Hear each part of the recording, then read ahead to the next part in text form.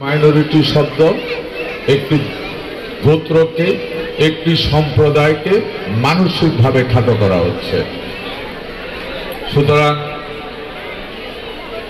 Minority নয়, এখন থেকে আসেন আমরা উচ্চারণ করি, হয় হিন্দু বলবো না হয় সনাতনী বলবো। শুকরিয়া সৃষ্টিকর্তার কাছে আজকে এই শব্দটা, মাইনরিটি শব্দটা গত কয়েক মাস ধরে সরকার থেকে শুরু করে কোনো মানুষের মুখে আর উচ্চারিত হচ্ছে না। আসলে এই শব্দটা একটা জাতিকে মানসিকভাবে বা একটা গোত্রকে মানসিকভাবে খাটো করে রাখে। আমাদের বাংলাদেশের ইতিহাস হিন্দু মুসলিম বৌদ্ধ খ্রিস্টানের একসাথে জীবন যাপন করার হাজারো বছরের ইতিহাস। যখনই এখানে কোনো হিন্দু মুসলিমের মধ্যে দাঙ্গা সৃষ্টি করা হয়েছে বা করার চেষ্টা করা হয়েছে, একটু খতিয়ে যদি ভিতরে গিয়ে দেখেন তাহলে দেখবেন কারণ না কারণ স্বার্থ হাসিলের জন্য ওইটা ছিল একটা ষড়যন্ত্রের অংশ।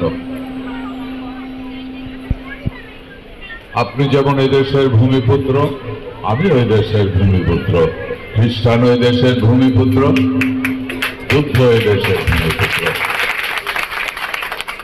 অধিকার আমাদের সবাই সমান। বিভিন্ন সময় স্বার্থ হাসিলের জন্য বিভিন্ন গোত্রে ধর্মের ভিতরে দাঙ্গা সৃষ্টি করে, যেমনি করার চেষ্টা করা হয়েছিল এখানে এক দুর্গা পূজাতে কোরআন শরীফ নিয়ে। আমি সেদিনও তার প্রতিবাদ করেছি, আজকেও তার তীব্র প্রতিবাদ জানাচ্ছি। এবং আমি বিশ্বাস করি এখানে অনেক সনাতনী সম্প্রদায়ের অনেক জ্ঞানী গুণী লোকদেরকে আমি দেখেছি, সামনে অনেকে আছে।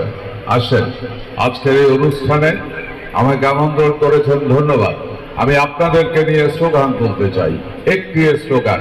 সেদিন যারা এই সুন্দর সুশৃঙ্খল কুমিল্লাকে রায়ট তৈরি করার ষড়যন্ত্র করেছিল, আজকের এখন পর্যন্ত তাদেরকে খুঁজে বের করা হয় নাই।